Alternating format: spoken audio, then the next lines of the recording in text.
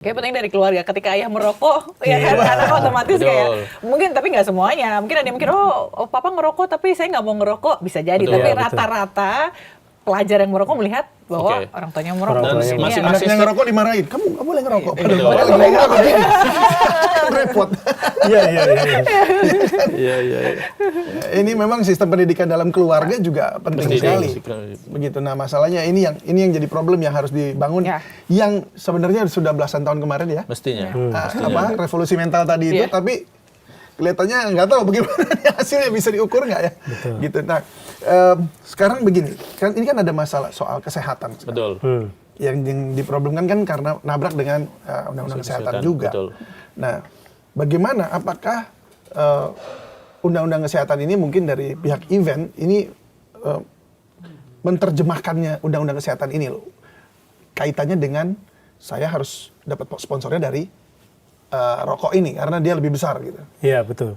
Salah satunya begini, kalau dari penerjemahan undang-undang kesehatan yang hari ini sudah berlaku, sebetulnya kami pun dari para pelaku event saat ini ditetapkan tetap mendukung apa yang menjadi programnya pemerintah. Kita juga tidak membangkang tetap melakukan hal itu yang dilarang di sana dengan pembatasan. Tapi pada prinsipnya adalah coba kalau undang-undang tersebut disosialisasikan bertahap di event-event yang kita ada, kan akan lebih masif. Karena masanya banyak. Misalnya bagaimana tuh maksudnya? Pelan-pelan campaign untuk merubah gaya hidup. Di event kita kalau campaign tentang rokok berarti di orang yang ngerokok atau yang nggak ngerokok? Yang ngerokok. Yang ngerokok. Makanya eventnya jangan hilang. Tetap ada, tapi dengan kanalisasi yang cukup ketat, di situ sambil disosialisasikan pelan-pelan. Dan ada reward bagi mereka yang keluar dari zona tersebut. Maksudnya ajak kerjasama dengan ini supaya bisa berkolaborasi dan justru memberikan edukasi. Ya, coba kalau dibikin begitu akan kalau ada reward orang yang tadinya ngerokok, riwayat ngerokok, datanya ada di kita, ketika ikut event lagi ternyata sudah hilang, bisa berbondong-bondong. Karena sisi kesehatan mereka juga sadar kok itu kurang baik, tapi mereka susah untuk berhenti kalau tidak ada teman. Karena temannya kan lingkungannya pada ngerokok. Kalau saya mungkin masih bisa bertahan karena imannya kuat. Bapak saya ngerokok, nenek saya ngerokok, ibu saya ngerokok, saya enggak. Kakak saya semua ngerokok, saya enggak. Berarti bisa melalui event bisa memberikan edukasi juga ya kepada ini. Oke, tetapi bukankah itu kemudian nanti akan mengancam si sponsor? Iya, karena kan tadi sponsornya yang tadi kami sampaikan mereka pun berkomitmen kok ketika tidak boleh ditampilkan enggak ditampilkan. Makanya jangan dilarang secara keseluruhan. Maksudnya mengancam dari segi selling, karena kalau dengan adanya tidak boleh tapi kan berarti kehilangan pelanggan kalau kemudian pada bertobat. Tapi kan balik lagi pilihan nggak apa-apa, kan, karena itu kan itu kita juga bergeraknya kan pelan-pelan. Nggak apa-apa. Jadi jangan langsung jangan langsung strike gitu. Jangan langsung strike karena kan ini solusi kita dari tadinya orang-orang yang mayoritas merokok ini nggak bisa lepas. Perlahan kita akan lepas dari itu karena event hari ini juga sudah bergeser. Kementerian Pariwisata sudah mendorong untuk para pelaku event ini udah mulai go green. Green event itu sudah didorong kok. Kita pun yang ngedukung semua, nggak mungkin. Nggak mungkin kita. Baik, itu memang kalau dari event memang bisa dikolaborasikan seperti tinggal bicaranya aja itu. Pelan-pelan sama kita, jangan langsung strike intinya gitu. Nanti langsung hilang begitu ya pendapatan. Ya, ini kebetulan di sini nggak ada yang ngerokok, jadi kita nggak ada yang ngerokok semua. Jadi kalau dari sisi perokok itu tentu akan sulit ya kalau akan untuk meninggalkan rokok ya. Betul. Udah pastilah kalau apalagi keluarga melihat orang tua ya kan, itu akan sulit. Dan buat anak-anak sekolah itu kalau dia melihat iklan, melihat temannya ngerokok. Misalnya seperti itu ya, jangankan iklan deh, temennya lagi ngerokok aja dia penasaran, rasanya kayak apa sih, begitu. Betul. Sehingga kenapa harus dibatasi kan seperti itu, karena ini bicara soal masa depan atau kesehatan dari generasi kita yang berikutnya nih. Nah, bagaimana mengupayakan supaya anak-anak ini artinya tidak jadi tidak melihat iklan yang berjalan-jalan tadi itu di sekitaran sekolah dan rumah mereka gitu. Gimana? Apa undang-undang atau trik-triknya yang harus dilakukan? Ya sebetulnya kalau kita lihat kawasan tanpa rokok ini kan satu dari instrumen pengendalian orang untuk mengkonsumsi rokok. Gitu ya, kawasan tanpa rokok. Selain tadi, misalnya soal pembatasan umur, zonasi dan segala macam itu ya. Dan dari catatan kami gitu ya, dari 2017-2018 itu sebetulnya yang paling efektif untuk membentengi orang untuk tidak merokok itu adalah orang-orang sekitar. Ya. Karena misalnya tanpa iklan sekalipun, orang tetap membeli rokok. Bahkan di Kota Bogor kan ada pelarangan untuk memajang di etalase ya. Jadi ditutupi dan segala macam. Orang tetap membeli kok. Nggak ngaruh deh kayaknya, emang harus ada kesadaran diri ya. Jadi kalaupun nanti misalnya di Jakarta itu dilarang untuk reklame rokok atau penjualan, pasti kalau sudah punya kemauan, itu pasti dia akan cari kemana-mana. Karena itu menurut kami memang yang paling penting itu adalah soal edukasi tadi itu. Betul. Edukasi mulai dari yang formal sampai yang informal. Karena dengan demikian itu yang paling efektif membatasi orang, terutama perokok pemula, untuk tidak mencoba untuk merokok. Gitu. Ya. Karena gini, sekarang banyak anak-anak juga yang punya sopir kan. Betul. Sopirnya disuruh beli. Iya. Beli. Kalau enggak, itu ya tadi polisi. ya. Betul. Repot juga. Benar. Jadi ini kita bikin terang aja. Jadi apa yang tersembunyi ini kita buka gitu. Supaya jelas gitu. Atau dinyuruh orang ya kan. Iya, Karena betul. di luar negeri pun sebenarnya ada nggak sih larangan kan kalau Betul. beli rokok tuh kita harus nunjukin ID kan, KTP kan. Betul. Iya. Itu bisa Ada berjalan alkohol ya. juga, ada juga. Iya. Kalau urusan tadi yang ngakal-ngakalin kan sudah terjadi juga di kita pembelian gas LPG. Itu kan wajib, Mas. Pakai KTP. Hari ini pakai KTP nggak kita beli ke warung? Nah itu dia, kepatuhan kita rendah sekali. Itu tadi yang penting cuan. Iya, yang penting cuan, ada duit. Benar tadi kata Bang Ron harus ada reward ya. Berarti Iya, ini iya. berarti nanti tonggaknya harus ada di Pemda, di Pemprov, karena bagaimana Iya. dia mengawasi gitu ya. Betul. Benar-benar melihat bahwa peraturan ini berjalan. Berarti kalau menurut Bang Arman dari Ranperda KTR ini apa yang sebenarnya harus diatur sebenarnya dalam ini? Kita ngomongin karena ini dari sisi kesehatan dan juga ekonomi ya supaya Betul. balance. Menurut Bang Arman apa yang benar harus di Kalau dari sisi kami di edukasinya, karena tadi ada satu titik positif di dalam baik di PP 28 gitu, maupun di Undang-Undang Kesehatan soal pembatasan umur di 21 tahun tadi itu ya. Dan itu mesti diikuti dengan pembenahan sistem tadi Mas David bilang gitu ya. Hanya memang benar kata Mas David, aturan itu kan seketat apapun, gitu ya. Orang pasti mencari celah, gitu ya. Termasuk anak-anak yang ingin merokok, gitu. Dia beli lewat copirnya, lewat ART-nya, dan segala macam itu ya.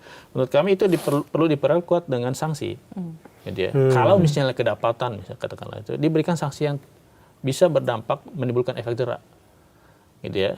Jadikan whistleblower gitu misalnya, si ART-nya atau si sopirnya. Itu bisa juga, bisa juga. Ini adalah pesanan aneh. Tapi itu mesti didiskusikan gitu ya. Iya, Karena iya. satu problem kebijakan kita di Indonesia ini Mas. Iya. Gitu ya. Ketika itu dirancang itu tidak melibatkan semua. Baik yang berdampak langsung maupun itu yang tidak tuh langsung. Nah itu, betul. Teman-teman ini kan ribut karena ketika PP keluar itu, PP 28 keluar, kaget kan. Sementara dalam proses perancangannya kemarin kemana gitu ya. Nggak diajak. Nggak dilibatkan gitu ya. Itu yang masalahnya. menurut kami jadi satu catatan besar kita di Indonesia. Tidak hanya untuk konteks lokal ya, di ranperda itu, tapi juga rancangan undang-undang di level nasional kan. Beberapa tahun terakhir itu begitu banyak putusan MK Mas. Iya. Yang menganulir beberapa undang-undang kan. Yang itu memang ada problem di sisi proses perancangan yang tidak melibatkan secara bermakna nih teman-teman stakeholders dalam proses perancangannya. Itu. Betul. Jadi ketika nggak dilibatkan memang akhirnya tidak bisa melihat the whole picture begitu Betul, ya. betul. Dan akhirnya kebijakannya juga ngaco. Nah tapi kemarin saya sempat ngobrol-ngobrol juga dengan Pak Abraham Samad ya, ini dari mantan Komisioner KPK. ketua KPK Ya, bahkan ketua. ya.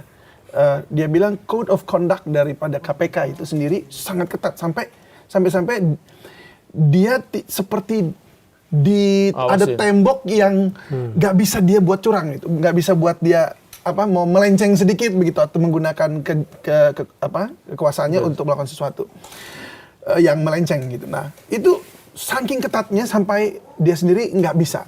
Nah mungkin ini bisa nggak sih diterapkan dalam Raperda KTR seperti ini? Kalau menurut Mas Arman kira-kira? Iya. Dengan code of conduct itu jadi kepada semua jajaran, baik itu Pemdanya sampai kepada para pedagang, para pengusaha, para ini. Artinya sebetulnya yang mesti diperkuat adalah instrumen sanksinya, Mas. Sanksi yang dan perlu reward diperkuat. juga. Dan reward tentunya gitu ya.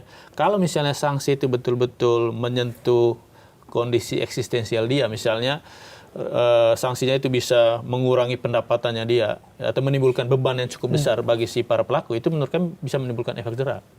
Gitu ya. Misalnya untuk anak-anak kecil gitu ya. Ketika misalnya anak-anak di bawah umur 21 tahun gitu ya. Ketika dia kedapatan merokok, itu yang dapat sanksinya itu bukan hanya bukan hanya si anaknya, tapi orang tuanya. Ya, itu Jadi, mungkin bisa pendekatannya seperti itu. Yes. Jadi kalau kita misalnya hanya fokus pada isu soal pelarangan radius, baik itu rokok maupun aktivitas periklanan, menurut kami sangat tidak efektif. Gitu ya. Lebih bagus kita membuat benteng-benteng tadi yang menurut kami efektifnya adalah dengan penegakan sanksi itu. Dan sanksi yang bisa menimbulkan efek jera. Tidak hanya untuk si para pelaku, tapi juga yang menjadi lingkungan aja. Misalnya kalau kita menyasar anak-anak di bawah 21 tahun, ya orang tuanya. Atau bahkan mungkin ke lingkungan sekolahnya gitu ya. Baik, akan seperti apa itu pelaksanaannya tuh nanti? Saya juga Iya, masih... Karena yang udah jelas-jelas ada aja nggak dipatuhi. Iya. Lagi yang gitu. Balik lagi tadi pada personil penegaknya akan cukup apa tidak? Dengan banyaknya masyarakat di DKI ini kan bukan hanya warga DKI. Artinya lebih banyak lagi dari yang kita bayangkan. Proses penegakannya akan sulit. Kalau menurut saya akan sulit. Oke, sanksi diberlakukan dengan denda yang cukup besar misalnya. Sampai tadi pada keluarga saya setuju untuk itu. Tapi yang menegakkannya orangnya cukup tidak. Dengan personil yang ada hari ini. Balik lagi dengan Dan yang harus ditegakkan bukan hanya perda rokok ini. Perda yang lain juga sama. Kalau itu. Akhirnya jadi perdanya tidak ada, tapi tidak berwibawa. Gitu. Atau mungkin Ujungnya akan sanksinya mungkin juga, sebenarnya gini, kalau boleh dibilang sanksi memang penting ya. Tetapi mungkin bisa berlapis nggak sanksinya? Misalnya bahwa sanksi itu misalnya ya, ketika ada orang yang ketahuan merokok, anak pelajar begitu, dianya kena, orang tuanya kan kena nih.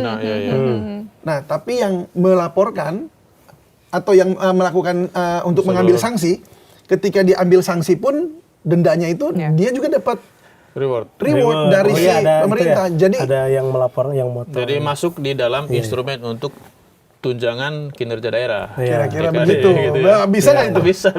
Sangat Dan bisa. itu nanti bisa diatur di dalam peraturan kepala daerah sebetulnya, gitu ya. Karena yang betul, saya kira ini masukan yang sangat bagus ya. Disinsentif itu bukan hanya kepada publik, kepada masyarakat, tapi juga kepada aparatur pemerintah. Gitu ya. Jangan sampai memang, nah ini satu topik penting juga. Kita itu seringkali bicara integritas itu kepada individual ya. Tapi yang perlu kita jaga itu adalah integritas institusi, Mas. Betul. Dalam hal ini adalah para perangkat yang ada dalam birokrasi itu juga mesti menunjukkan integritas itu. Jadi kalau misalnya mereka tidak menjalankan itu, dikenakan disinsentif dong. Jadi yang paling pas itu ialah dengan pemotongan TKD misalnya. Tunjangan kinerja daerah.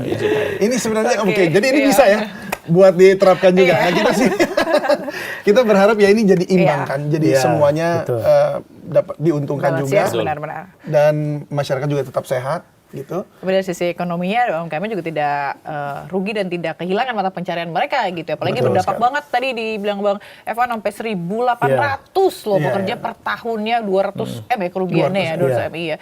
Kita berharap ini masih ada di Kemendagri, masih bisa berubah kan? Ya, Masih bisa berubah. Semoga usulan tadi balikin lagi ke Yang penting langsung posting aja besok. biar pada didengar gitu ya.